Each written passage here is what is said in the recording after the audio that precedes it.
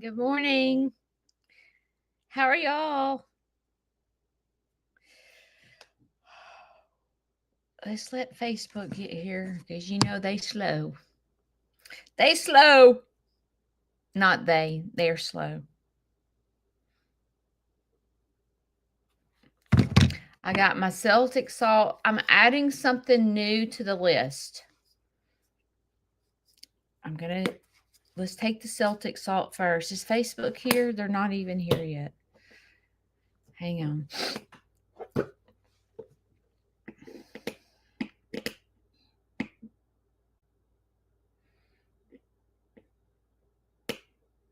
There's Facebook. Oh, thank you, Heidi. Good morning, Lorraine. Y'all take your Celtic salt because you're going to need the minerals today.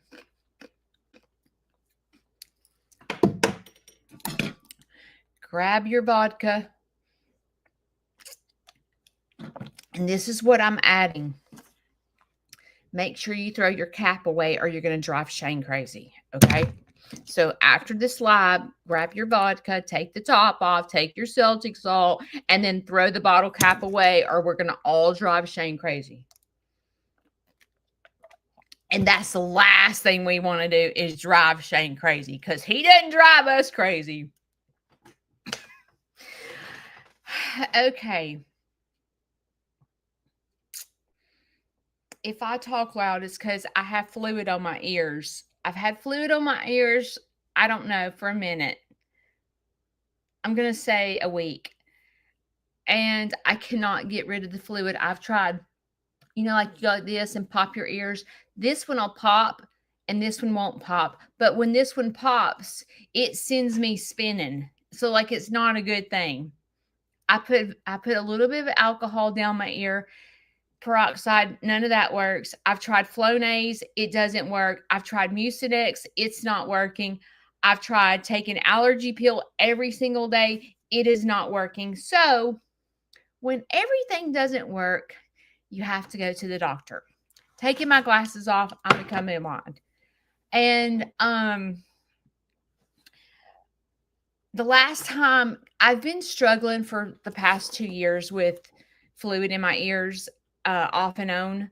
And when I went to the ENT, they told me that the tubes in my ears that drain are very, very little.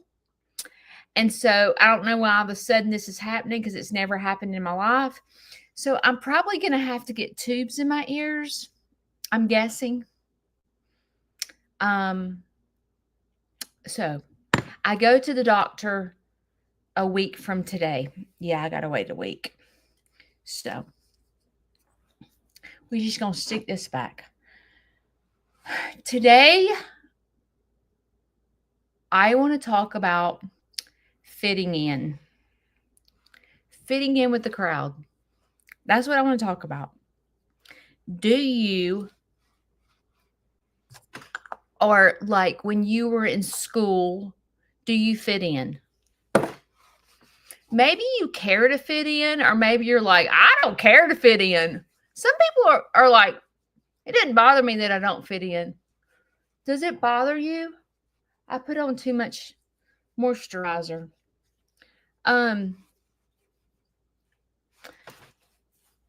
Growing up,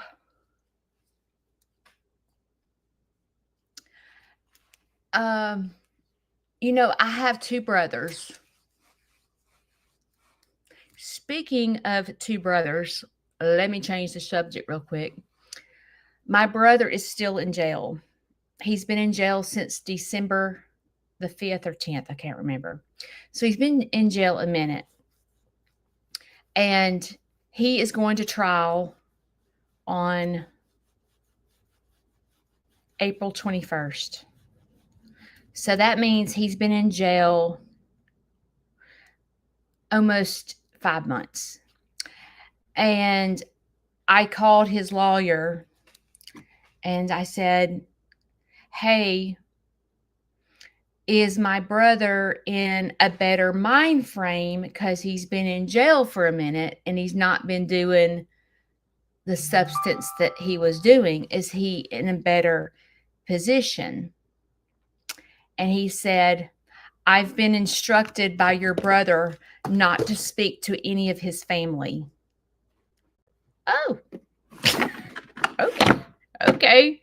So that told me real quick. And he has not called his children. He's not called anybody from jail. So that told me that my brother is not any better. Us as a family, we long for him to go back to normal. And I don't know if he will. I don't know if he's done too much damage because he's been doing meth for about 7 or 8 years. So I don't know if there's too much damage and he's never coming back, or I don't know how long it takes to get out of your system to be normal. But all I can pray for is, I feel like prison, if he goes to prison, I feel like in my heart that might save his life. If he can get off the streets and not go back to this meth. And so anyway, that's the situation with that. So the reason I called is because I was wondering if maybe he was in a good place where he would want to sign the paperwork to sell Larry's house, but it doesn't sound like we are there. So that's an update on that. Update on Toyota. My lawyer called in the middle of my live the other day, and they sent a letter to Toyota this past Friday. They said to allow 2 weeks for them to respond. So I'm just going to sit still for 2 weeks and see if they respond. They may or may not respond. So we'll go from there. Okay. Growing up, I'm going to start with middle school. With middle school, I was a softball player. I wasn't really that good at softball. I think I made all-stars 1 year. It just wasn't my thing. I played catcher and I really liked it. And that's the year that I got an all-stars. But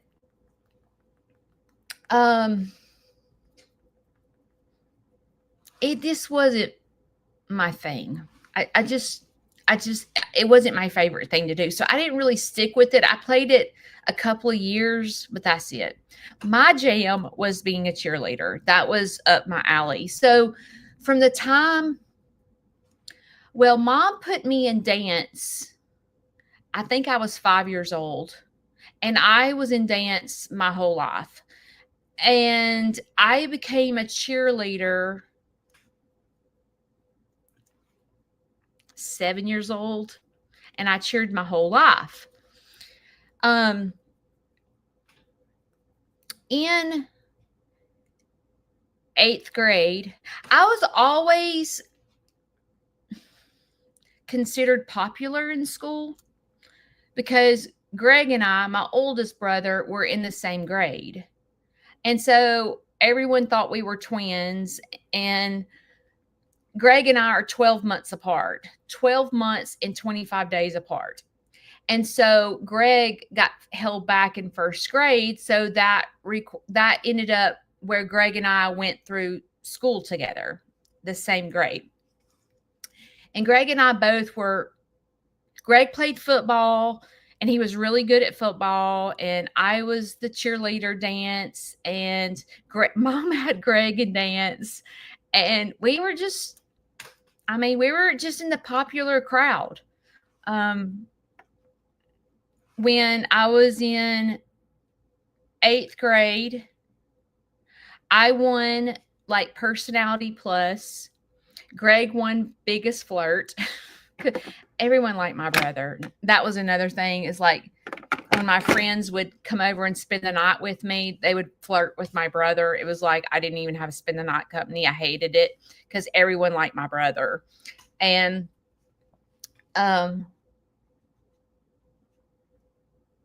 but in cheerleading, my mother was the sponsor. My mother was also pretty popular with our friends. As a matter of fact, my house was the hangout. Like all the kids came to my house to hang out after school. And mom was the cool mom that, everybody went to my mom for things. Like we were just considered popular. And uh but but in high school, I wasn't just popular with the cheerleading football team. I was a type of person that I kind of fit in no matter what crowd it was. I don't know why, but like I could I could fit in with the nerdy people. I could fit in with the people that back when I was in high school, if you smoked cigarettes, you were wild. Like that was wild. They had this one particular spot. It was called The Rock. And if you went after school and smoked cigarettes there, you were like everybody was scared of them. But I could fit in with them. Like I just I could fit in with the nerdies. I could fit in with the really big Christian people. I could fit in with the people that smoked cigarettes. I could fit in with the people that were in addiction. I could fit in no matter where I was at. I feel like I'm still like that to this day. I feel like that I don't I don't I try really hard not to cast judgment upon people. When people tell me stuff, chances are I've done it too. I'm not like the Miss Perfect that's not like, lived a perfect life. I've probably done the same thing you've done. So like nothing really shocks me. Or if I haven't done it, I've been through it with my family, or so there's not a lot of judgment when it comes from my end. Um, Nothing really shocks me per se. So I kind of can fit in with any crowd. And I'm thinking, when I was thinking about what I was going to talk about today, I was thinking about like, why do I fit in to all crowds?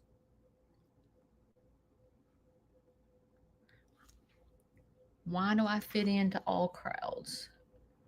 I think it's my personality, because I'm not shy and I can talk to anybody. I never meet a stranger. I can always strike up a conversation. Um, Maybe that's why. I'm not sure. Um,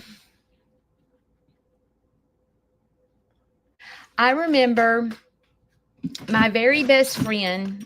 We started becoming friends in 8th grade. And she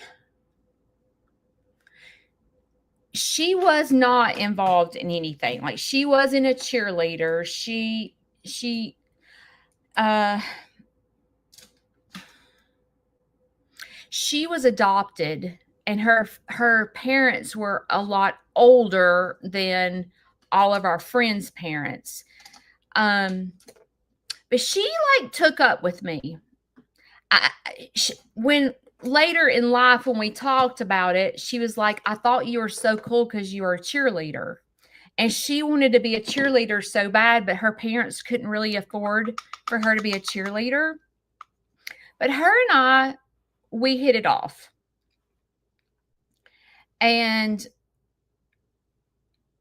we were friends all through high school. But she was the type of friend, and I told you she wanted to be my friend because I was a cheerleader and she thought it was cool.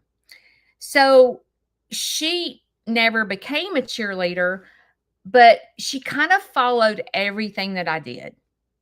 So, like, for example, she she didn't do cheerleading, but when I told you I cheated on my test when I was a freshman and I couldn't try out for cheerleader, remember that?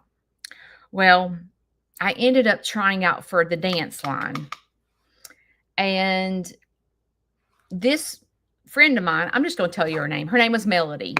Melody ended up trying out for dance line too because she was kind of like she would follow everything that I did. Like everything that I did. It didn't bother me. And so she ended up getting on the dance line and I got on the dance line. And this was, you couldn't try out for dance line. I think you had to be a sophomore or junior. I can't remember. And so she just kind of followed in line and did everything that I did. It didn't really bother me until it became a little bit of a competition.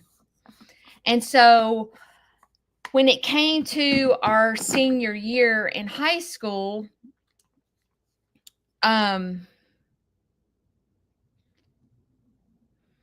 she would get kind of competitive with me. Like, for example, it was time for them to pick who was going to be head valorette my senior year.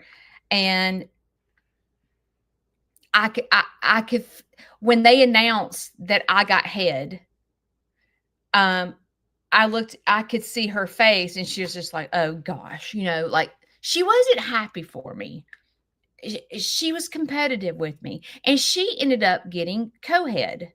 So it was always Judy and Melody, always. But I remember my mom sitting me down because it was like a lot of times it was a competition and I'm a competitive person, but I'm not a competitive person when it comes to friendship. I'm not the type of friend where you only have to be my friend. And I'm not the type of friend to have just one friend. Like I open up my heart to having multiple friends. And so I'm not really a jealous person either, where Melody was a little jealous in the sense of like if I won something or got something for Christmas, instead of her being happy for me, she would be jealous and it would become a competition. And I remember my mom sitting me down telling me, Judy, you're going to only have few friends in this world. And I remember her telling me to be careful, to be careful. And when you're that age, you don't really understand. It just hurts your feelings when people are not happy for what you succeed and get. It just, you don't really understand when you're in high school what friendship is all about and so forth. Well, I just kept on keeping on, right? Well, as we got older, and we graduated high school, I became aerobic instructor. Well, guess what? Melody became aerobic instructor. And then I became the aerobic director at Gold's Gym. I was the aerobic director for 10 years at Gold's Gym. Well, what did Melody do? Melody went and became aerobic director at another gym. And so the gyms were a little bit of a competition. And it was a friendship that had to end at some point because it wasn't the friendship where she wanted to see me win. Like I wanted her to win, but she didn't want me to win. And so, as a matter of fact, when Shane and I got married, we lived, near Gulf Shores. We lived in Stapleton. And I ran into Melody and her husband at the Mardi Gras parade in Mobile. And I have not seen her in years. Okay. I ran into them and I walked up and I was her two children were standing there and her husband and her was standing there. And I went to school with her husband and I went to school with her. They were like sweethearts in high school. Okay. And I said, I just got married. And her husband made this smart remark. Well, you put everything on Facebook, so it's not like we don't know that you're married. Really smart. And then they begin. Now, this is before Sneed's Farmhouse, okay? This is just my regular page. And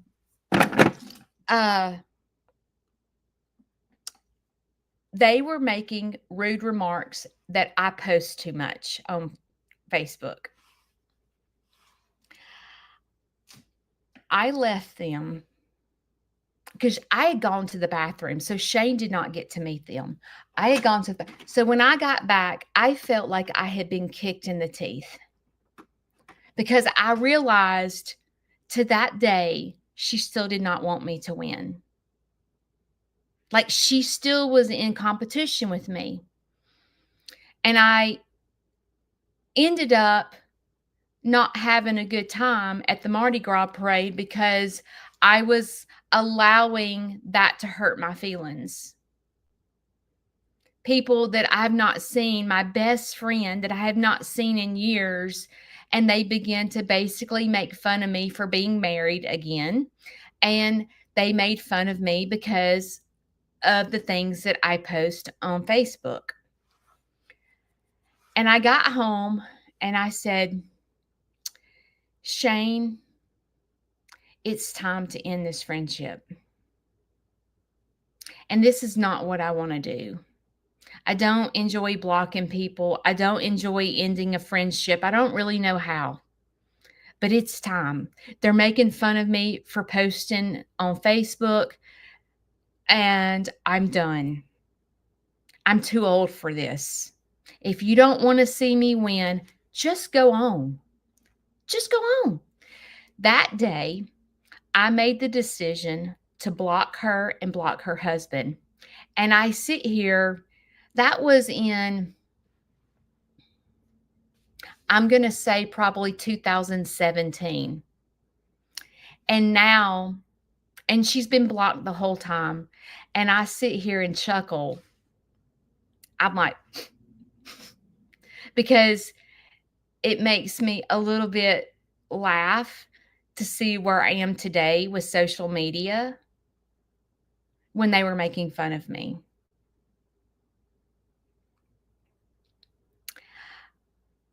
I've never, and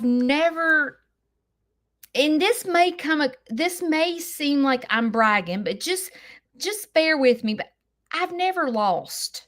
Okay. When I was a cheerleader, I've told you guys this before, but we used to go to competition and my mother was a sponsor. We won first place and spirit every single year. I don't know how to lose. Every time I've ever tried out for something, I get it. And I don't just get it, but I become like over it. I become head valorette. I become the aerobic director. Like I don't know how to lose. And I'm not saying that is positive. I think we all need to learn how to lose. I just don't know how. And so when it comes to things in life, it's just the same as my depression. It was defeating me. I was losing in my depression. I literally sat in a chair all day long crying. And I don't know how to lose. And I was like, I got to beat this. I've got to beat this depression. I've got to figure this out. And I'm the type of person that I will put in the work to get to where I need to go. Okay, you tell me I have to go to counseling 3 days a week for 2 years, I'm doing it. And I will commit and do it. I am a very disciplined person when I make up my mind. And I think it's because I don't know how to lose. And I do believe it's because my mother instilled the best in me. Like, you're going to be the best. And I think that has a lot of strengths with it, and it has a lot of weaknesses with it. But things that are going on with me today is, it's almost, I'm trying to think how to say this. You know how I said I don't know how to not fit in? Well, I'm in a situation where I'm not fitting in. I'm not fitting in at all. And I don't know how to lose. So therefore, when I don't fit in a crowd, I'm like, what is wrong? Like, I don't know how to not fit in. Like, why don't I fit in? Like, what is going on? And I sit here, and I'm going to say the past year, I have struggled not fitting in and not quite understanding why I don't fit in. And it's almost like when you feel like you don't fit in with a group or a crowd or whatever, you start thinking something's wrong with you. Like, did I say, you start second guessing yourself. Like, you start saying, did I say something? Did I do something? Was it the way I acted? Did I come across wrong? You sit here and second guess yourself when you don't fit in with the crowd. And I'm not used to not fitting in the crowd. I'm not used to that.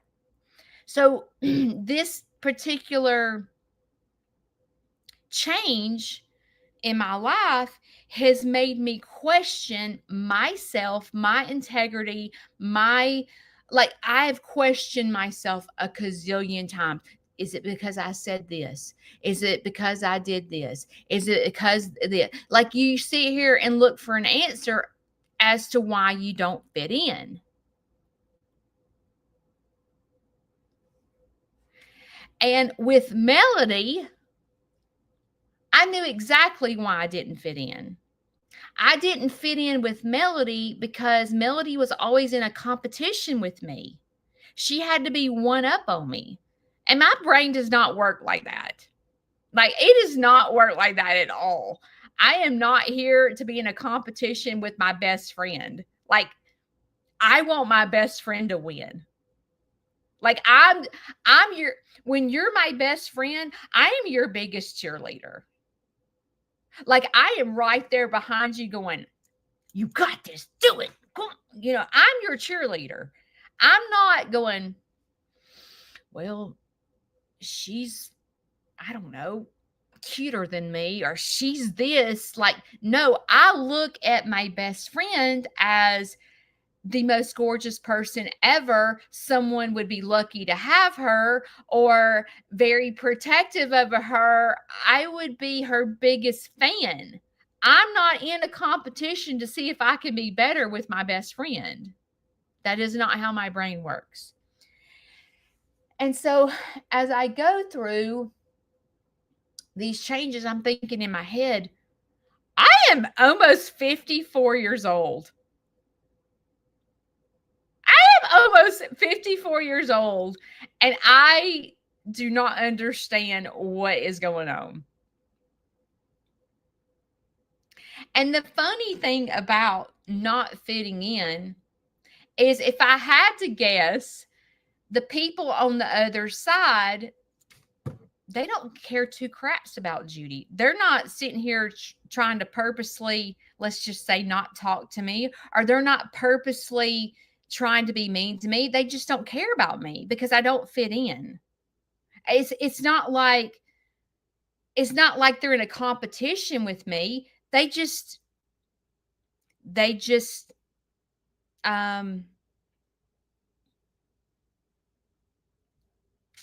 I think they don't care to get to know me. They don't like I just don't fit in. The bottom line. I just don't fit in. I don't fit in the mold. And I sit here and it's driving me crazy.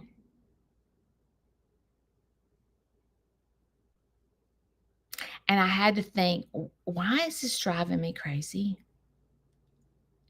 And I think it's because it's never really happened to me.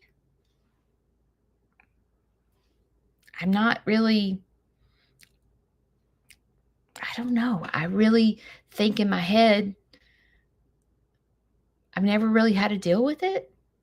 So therefore, I don't know how to act. It's like I want to fit in so bad. I'm like, why do I want to fit in?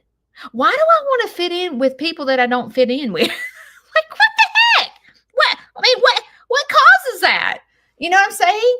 Like, what is wrong with me? And you sit here when your brain, when you obsess about something, whether it's fitting in with the crowd or something else, when you obsess about something, you sit here and analyze the situation over and over and over. You know what I'm talking about. You sit here and analyze every situation. It could have been this. It could have been this. Maybe it's because of this. It's just you sit here and drive yourself crazy, or at least I do. Maybe you're not like me, and if you are not like me, wow, you're lucky. But people like me sit here and try to figure out the whole situation of why don't I fit in? And I sometimes with myself, especially, is it me? Because you do this too. Is it me thinking I don't fit in and I do fit in? Is it me just like, am I not just seeing the big picture? Like, am I just thinking that I don't fit in? And maybe I do fit in? And that's like where you're not trusting your intuition. You're second guessing yourself because sometimes they when you don't fit in and you feel it, and then the person like gives you a little bit of making you think that, oh, like let's say that you text someone, okay? Let's say let's go back to high school for just a minute. Of course, we didn't have cell phones in high school, but let's pretend like we did have a cell phone in high school. Okay? So let's say you're a guy and you want to ask a girl on a date. Okay? And you text her, "Hey, how are you?" And she doesn't text back. Okay? And you're like, "Oh, I shouldn't have said that. I shouldn't have asked her out. I knew I wasn't her type." And she's not responding to you. And then you're like, "Well, maybe she didn't get my message." You're sitting here trying to figure out why she didn't respond. Well, maybe she didn't get my message. Okay, I'm going to wait 2 weeks, and if she doesn't message me back, I'm going to do it again.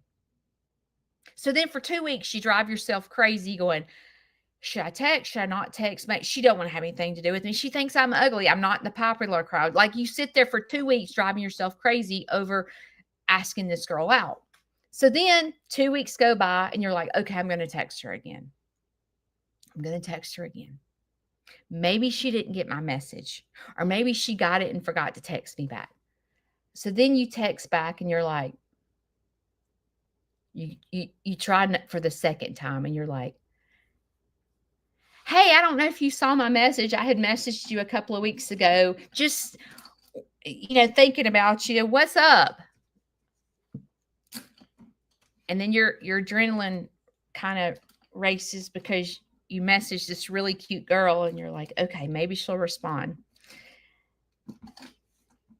And then she responds and she says, sorry, I missed your message. And you're like, my gosh, for the past 2 weeks, I've been driving myself crazy why she hasn't texted me back. And the whole time she didn't see my message. My gosh, I'm so silly.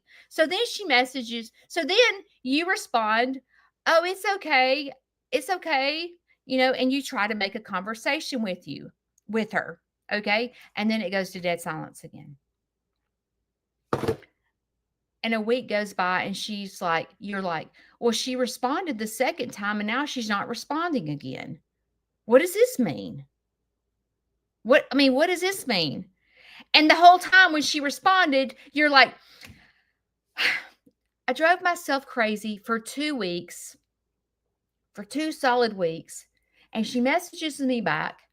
And it was me the whole time thinking, and the whole time, and then she messages me back and you get, oh, okay, I was just being silly. I was sitting here worrying for the past 2. You're thinking this in your head. You don't say it to her. But I'm sitting here thinking that she doesn't like me.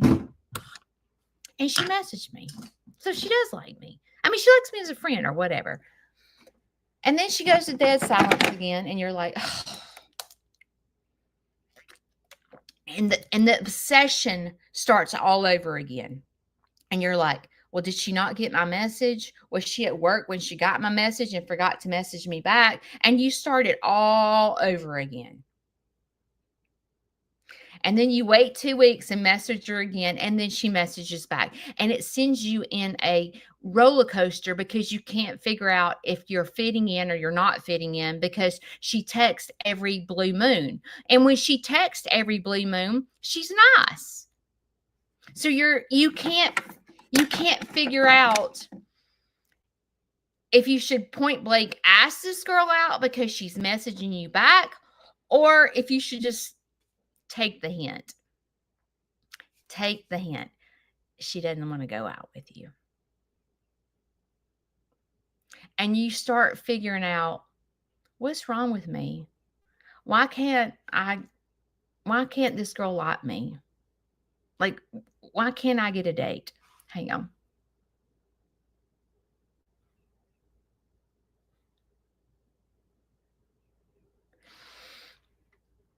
And when you're talking about this to other people, so if I send the girl the first message a date and she doesn't respond, you're talking to your best friend, right? And you're like,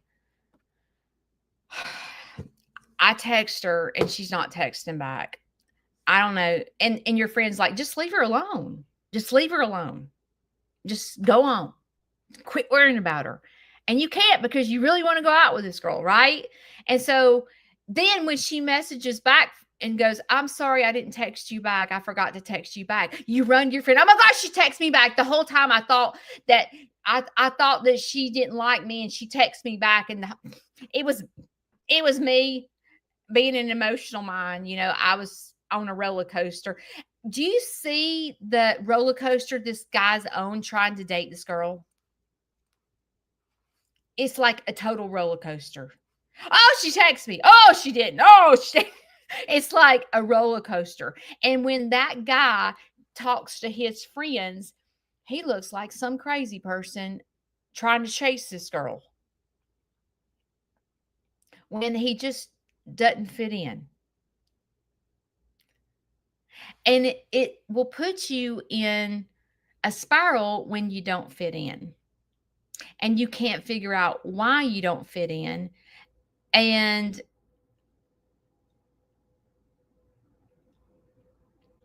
it messes with your self-esteem. It messes with your confidence. It messes with your emotions, it's hard not to fit in. It's hard.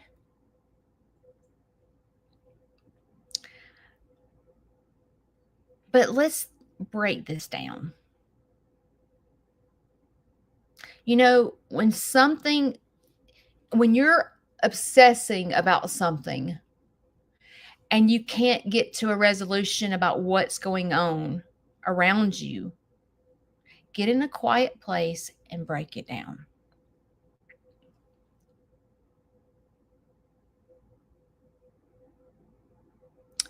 Sometimes, even though normally I can break things down by myself,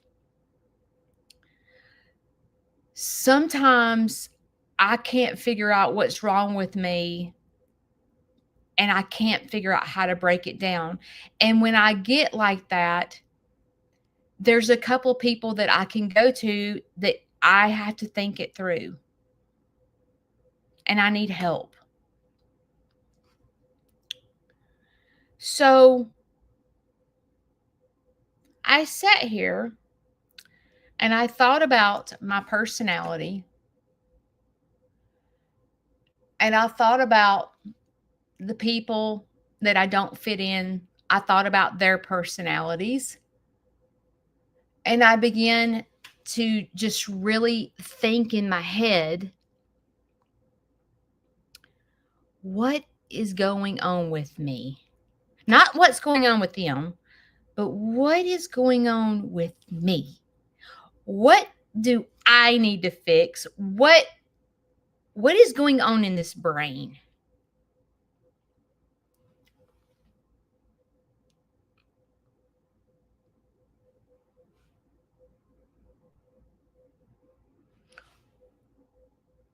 Well, everybody wants to fit in.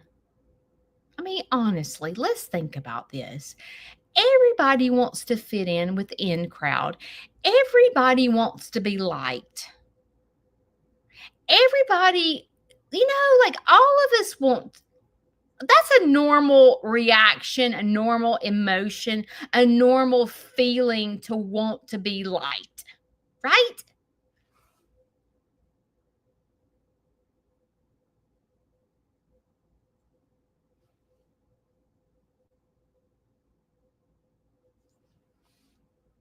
Yes. Well,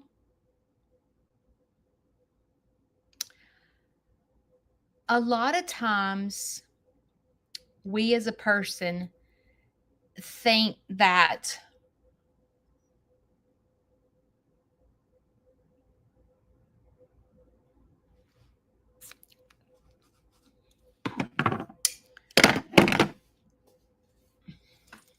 I got to think about this.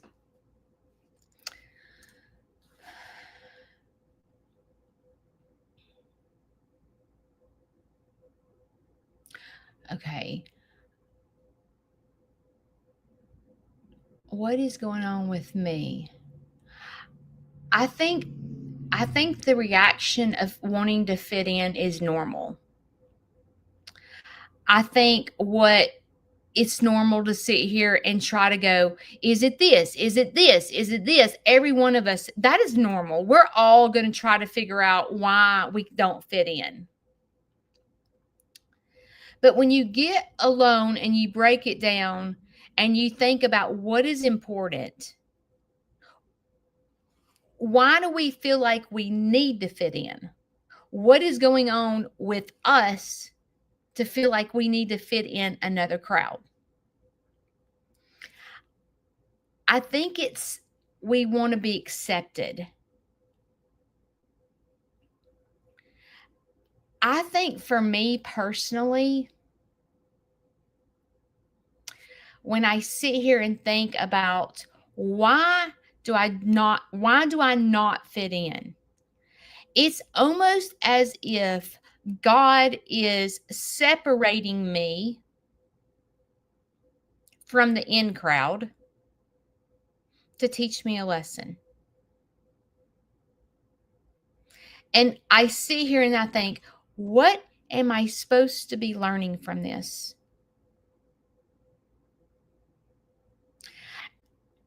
And suddenly, in my head, I think I need this crowd to help me. These certain people, this group, I think my my mind thinks that I need these people, let's just say, to be successful.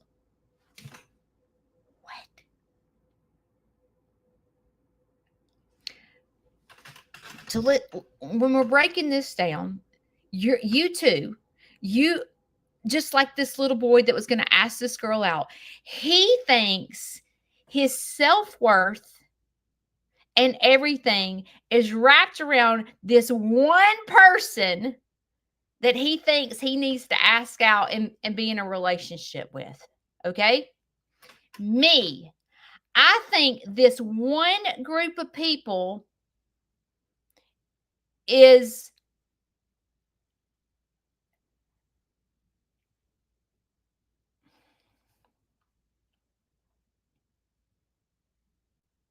I got to figure out how to say this. So,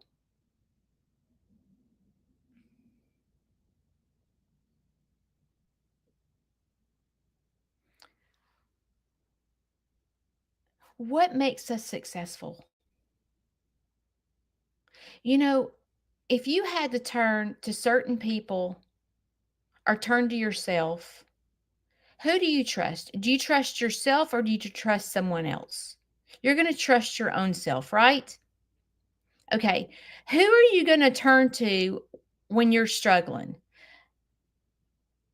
A group of human beings or the person that created you?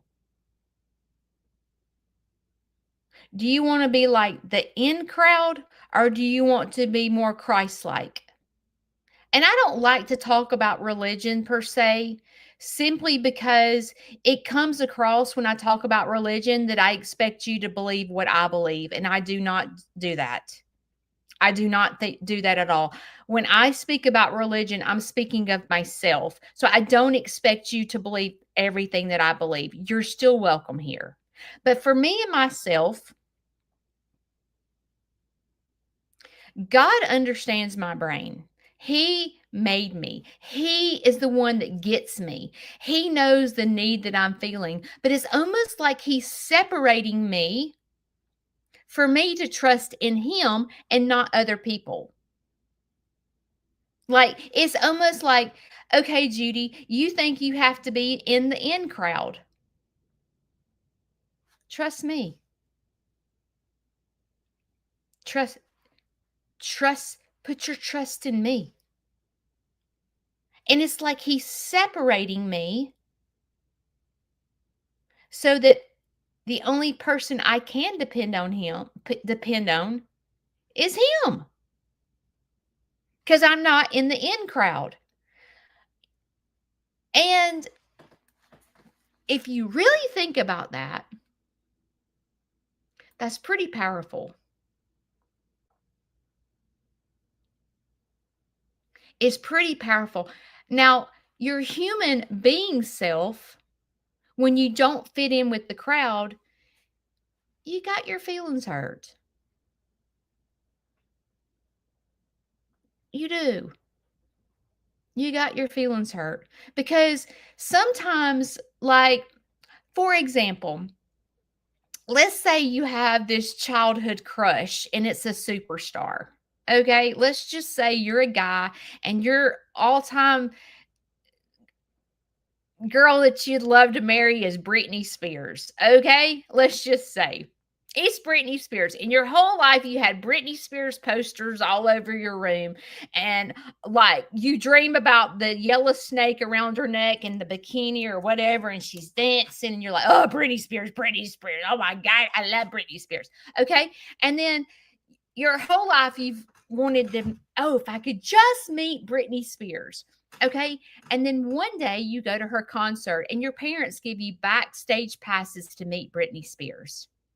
And then you go meet her in person and you're like, she is a train wreck. Let's just say she has a filthy mouth.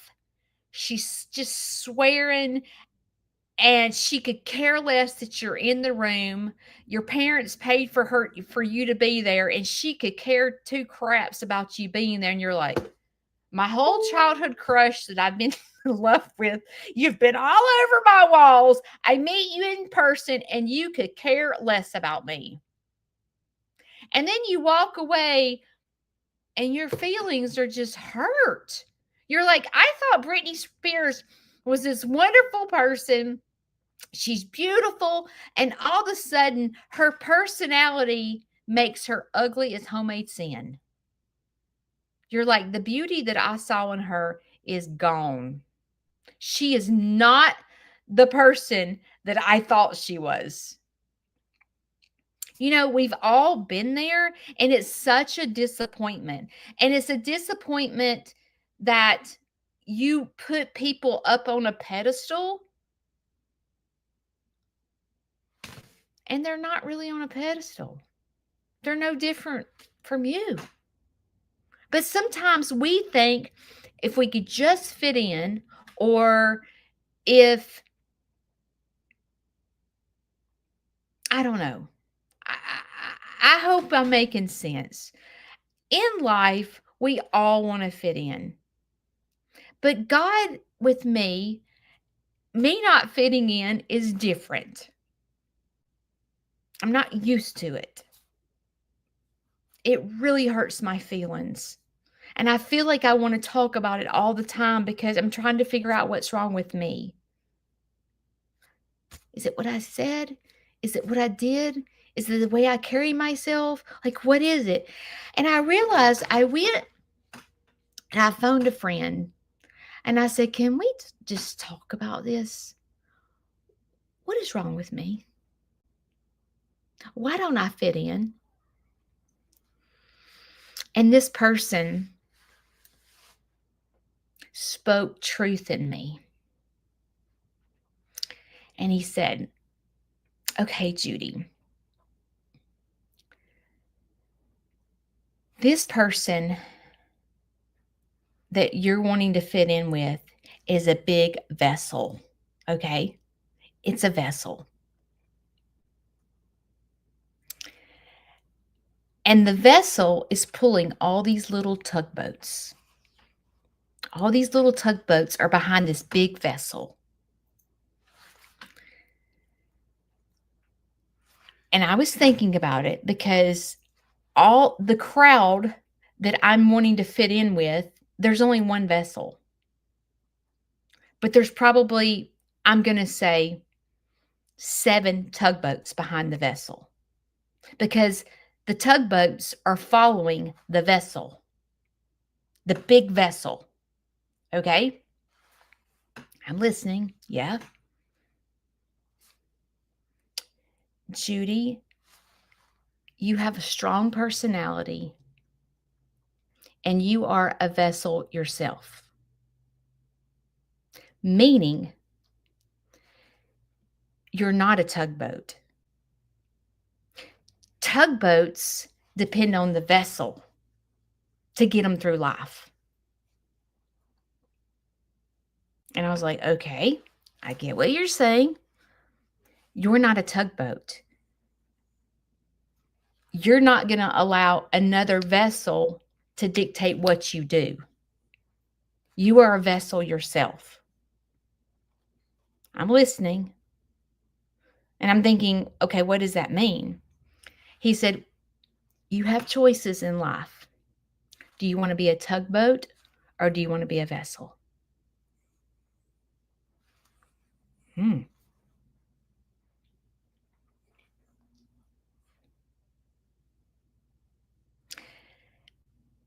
The difference in Judy versus this other vessel is I don't want a bunch of tugboats behind me.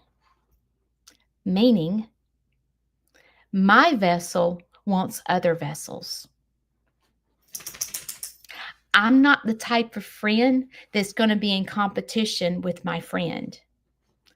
I want my friend to be a vessel, just like I'm a vessel. Judy will never have a bunch of tugboats behind her. Why? Because I want everyone to win. I don't want to be in front. I don't want to be the vessel that pulls a bunch of tugboats. I want to be a vessel that has vessels with me, because if you think in your head about a vessel is much stronger with other vessels. They're not stronger with a bunch of tugboats, right? Because the vessel is the only strong person and all the tugboats are following the vessel. But if there's a bunch of vessels with no tugboats, it's a much stronger teamwork. I was like, dude, I don't know where you came from, but you are brilliant. I needed to hear that. And I was sitting here thinking that I'm wanting to fit in with this one vessel and a bunch of tugboats.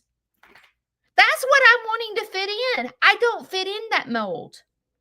My brain doesn't work with one vessel. My brain is not there. I do not have that personality. I don't fit in. Thank God I don't fit in. And I'm sitting here beating myself up, wondering why I don't fit in with this vessel and a bunch of tugboats. I can't figure it out.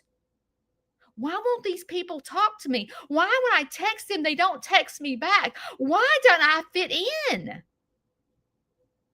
It's because God didn't make me that way. That is not who Judy Sneed from Sneed's Farmhouse is. I don't want a bunch of tugboats. I'm not pulling a bunch of tugboats. It's all I can do to pull myself. Right? I have this farm. I have Larry. I'm a wife. I can't do that. I cannot have 15 tugboats behind me. That is not who I am. I'm not doing that. I need vessels.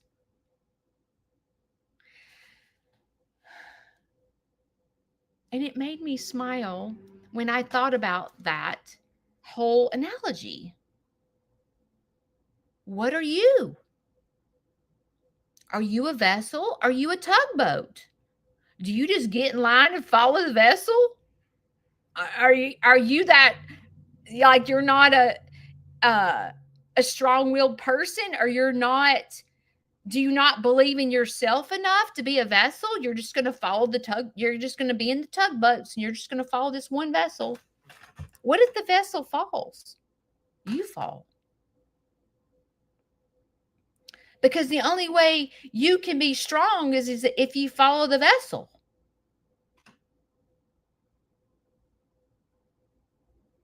So how do you become a vessel?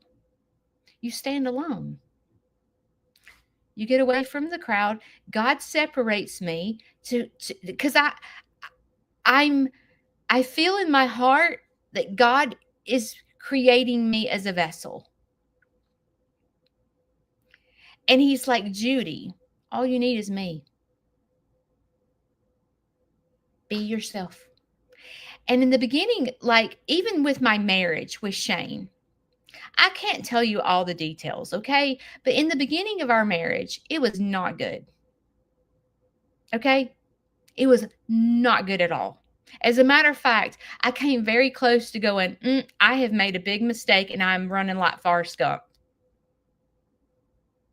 But when I got on my knees and prayed, I felt as though God was telling me to continue to be me.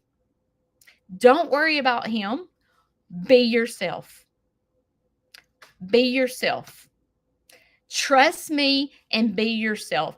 And I will tell you, it was so rocky in the beginning, but I kept concentrating on me. Fix you, Judy. Fix you. Fix you. And the more I fixed me, the more he got better. It wasn't like I was sitting here trying to fix him. I was fixing me because I felt as though God was saying, Judy, don't get in his lane. He don't need to be fixed. You need to be fixed. Quit worrying about his crap. He's got his own crap. Stay in your lane and be true to yourself. And I feel as though God is showing me this with Sneed's Farmhouse. He's like, Judy, stay in your lane. You don't need a bunch of tugboats and this other vessel.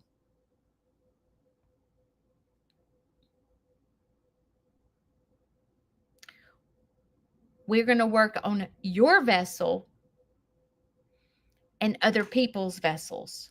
Let me handle that, Judy. You stay on your own vessel and your own way. I'm here to tell you that in life,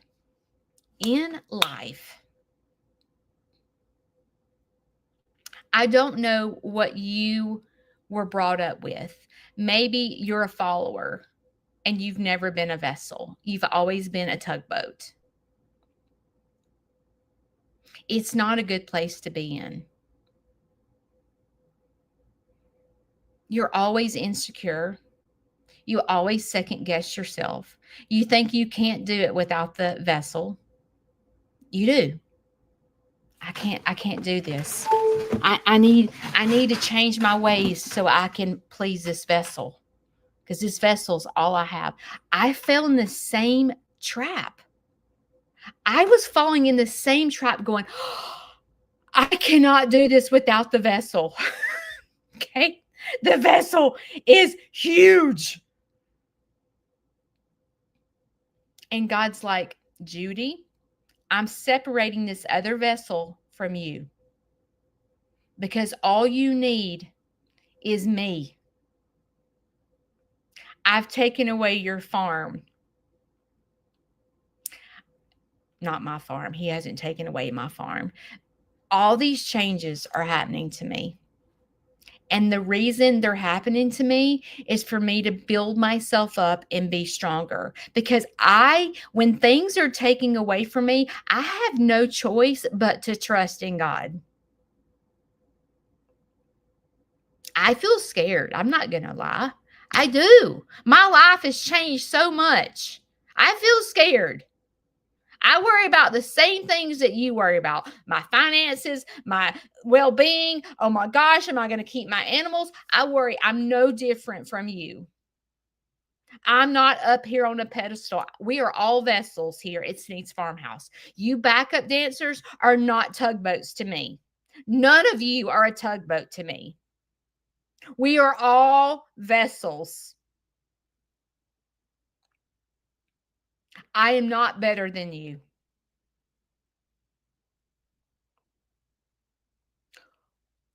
We're all train wrecks, okay? We're all headed in the same direction. And the great thing about being a vessel on the Sneed's Farmhouse, okay, is that we don't all have to think alike. We don't have to be the same color. We don't have to speak the same language. We don't have to be raised the same way. We can be all different here, and we can all be vessels.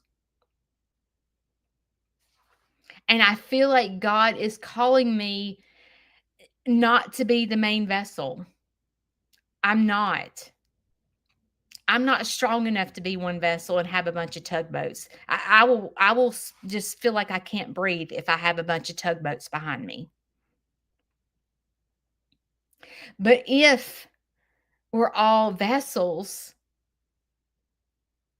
imagine what the world would be like.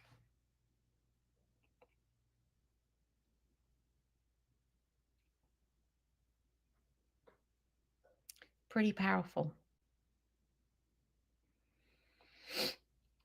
Okay.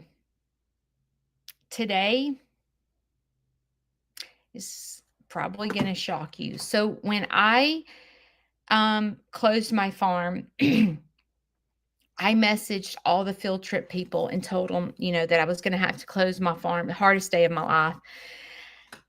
I messaged everyone. Well, this one particular homeschool did not message me back. Well, 2 days ago, they're like, we're looking forward to our field trip, blah, blah, blah, blah, blah. I was like, she didn't get my message. So today, I have a field trip. Now, when I say a field trip, there's 12 kids coming, okay? It's not a big field trip. It's just a homeschool group, very small homeschool group, but they're coming today. I'm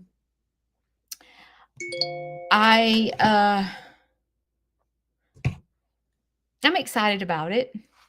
I am. So I am going to be doing that today. I want you to really soak in what I've said today.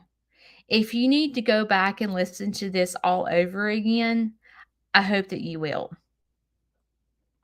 But in life, you have a choice. Sitting it out is being a tugboat.